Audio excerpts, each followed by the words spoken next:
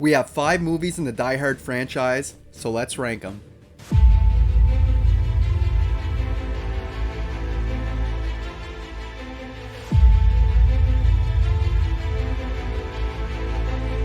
Hey guys, welcome back to the channel. Hope you're having a good one today. I'm the movie ranker, and today I'm ranking all 5 Die Hard movies from worst to best.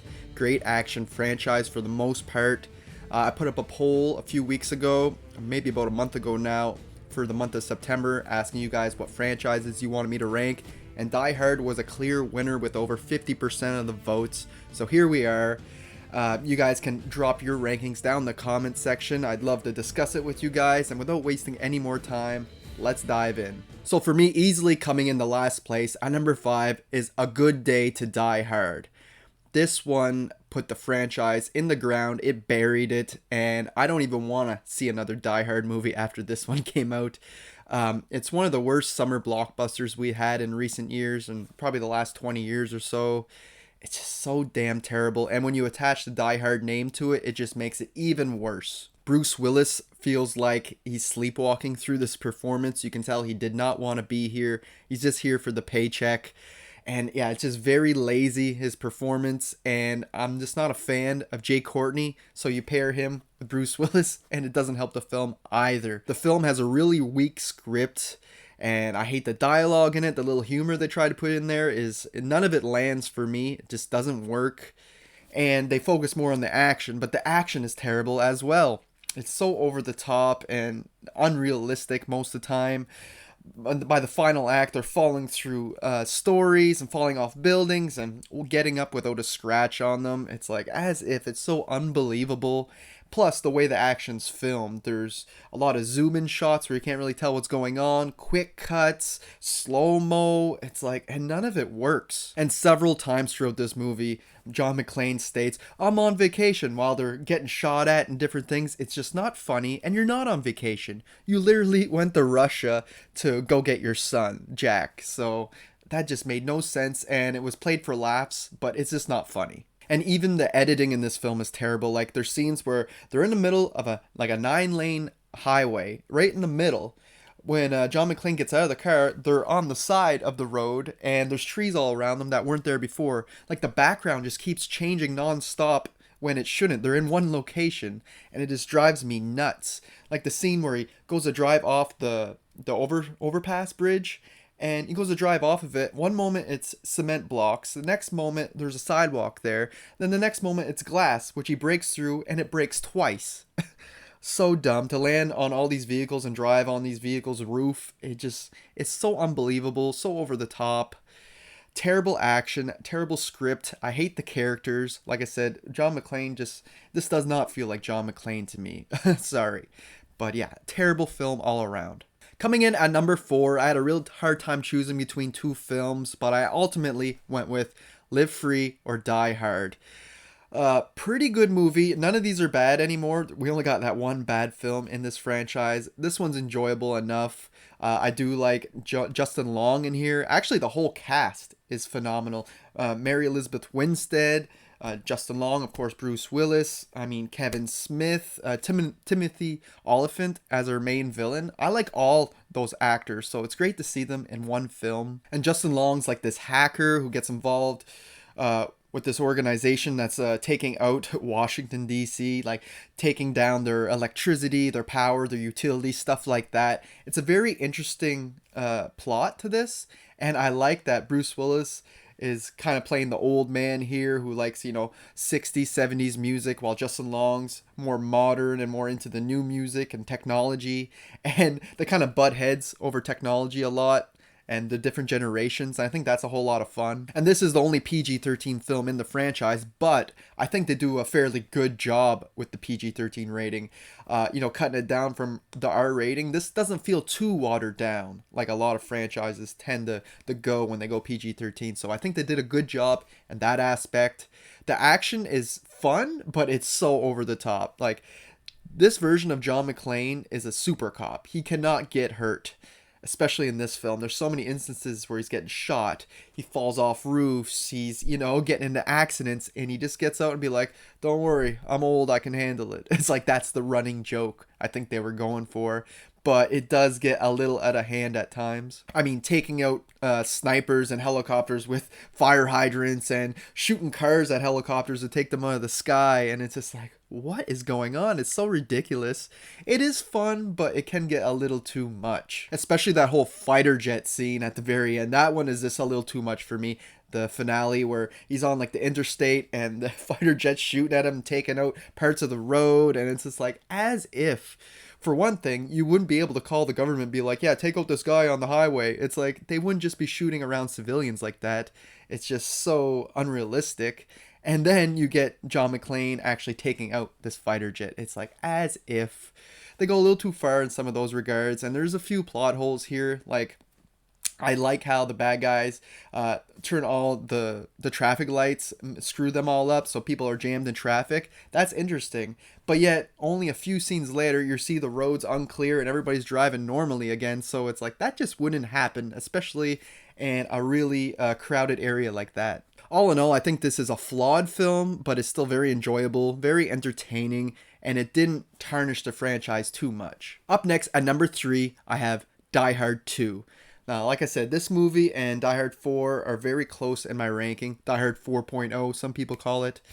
But yeah, Die Hard 2, I always enjoyed this one, even though it feels very thin compared to the original.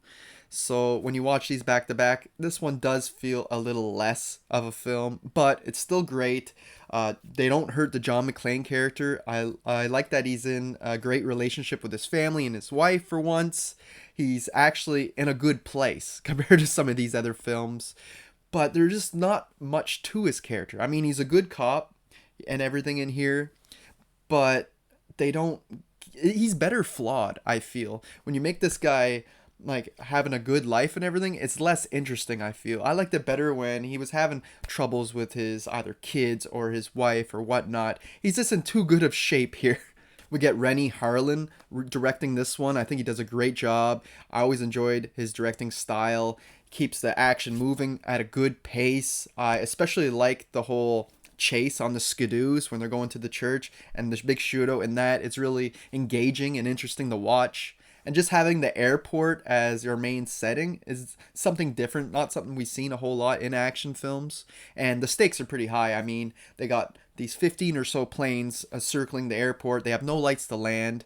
And it could be devastating, as we've seen with one of the planes that crashed and killed a bunch of adults and children and everything on that plane. So these bad guys aren't messing around. And the bad guys are like this military terrorist operation with different ranks, and there's a little twist in there how one part of the military you think is good, but it's really working for them. I like all that. Like I said, it just lacks a bit of development with the McClane character, and I think we could have had a better outcome with the villains. But overall, I always have a blast watching this movie, and it definitely pairs in comparison to the other movies I have higher in this list, but it's still a great time. Coming in at number 2, I have Die Hard with a Vengeance. Now, John McTiernan came back to direct this one, and that's probably why it's one of the better entries here. I love you pair Bruce Willis with Samuel L. Jackson, McClane and Zeus.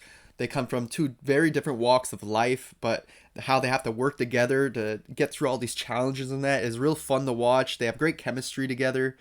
And, you know, Zeus is kind of like a racist towards white people because of him living in the ghetto in Harlem and seeing like white cops shooting black people all the time. So he doesn't trust them. It's understandable where he's coming from, but we do get that great arc throughout this film where he realizes there's good and bad in everybody, and you should help out if you can, even if it's not your neighborhood. If you can make a difference, you should do that. And I like the whole arc that we get there. And McClane is just in such a bad place in this film. He's suspended off the force.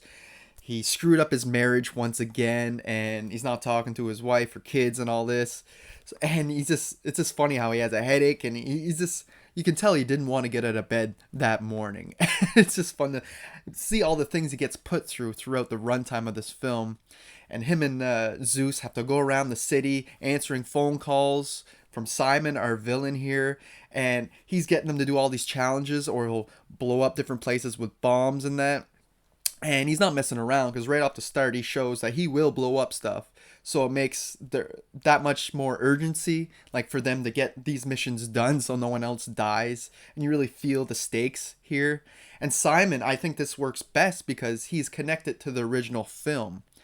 Of course, you get the original director here, so it's great that we have that connective tissue here where he's Hans Gruber's brother, Simon. And the whole play on Simon Says is real cool too.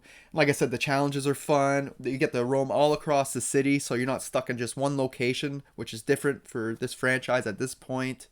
And I always loved the challenge where they had to fill up the jugs of water and try to figure that out. Every time I watch this, I'm like, how do they do that again? And then I kind of figure it out as it's going. This movie is actually good enough to be in first place in a lot of people's franchise rankings.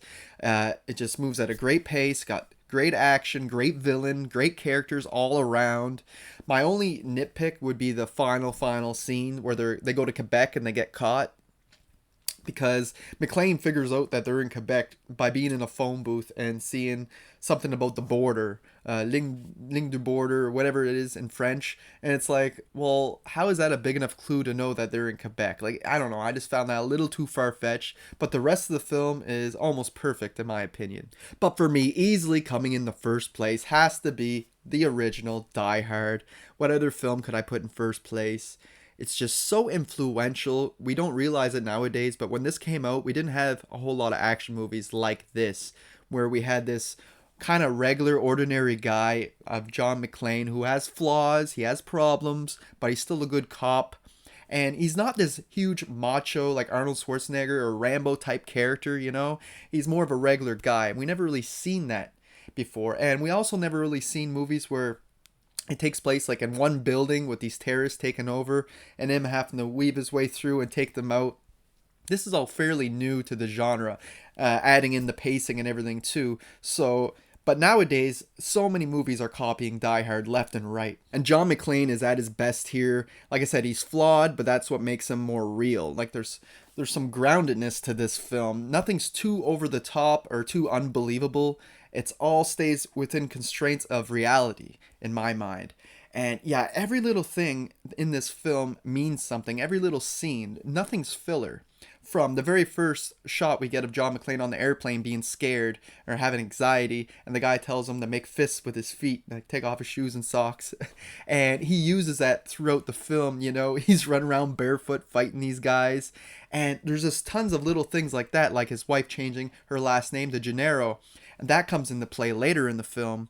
And yeah, so there's no filler at all here. If you pay attention, you can pick up little things on every watch. And it's like that how he's kind of the underdog here, and he has to outsmart and outmaneuver these terrorists by going through like shafts and vents and going in the elevator, different things like that on the rooftops. And he's really screwing with these guys who should really have the upper hand.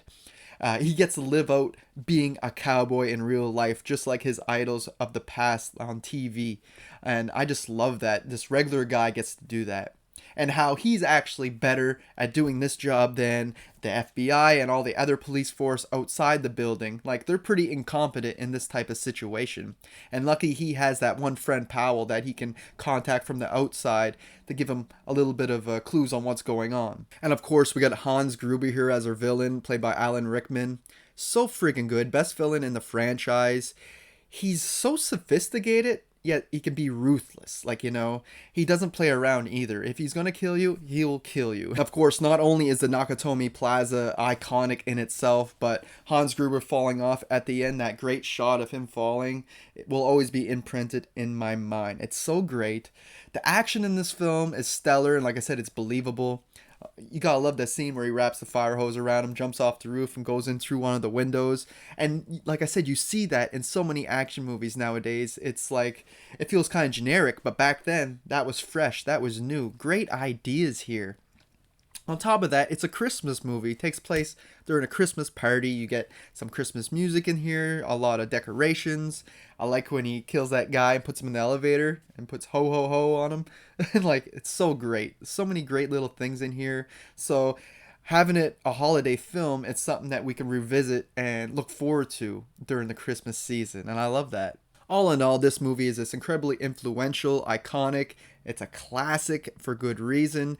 Bruce Willis wasn't even a big actor at the time. He only did like soap operas, and they took a chance with him in this film, and he took off in a great career after this. Unfortunately, he's retired now with dementia, but at this time here, he really proved himself that the regular guy can be an action hero as well. And all this together with the directing, the cinematography, everything's so well done.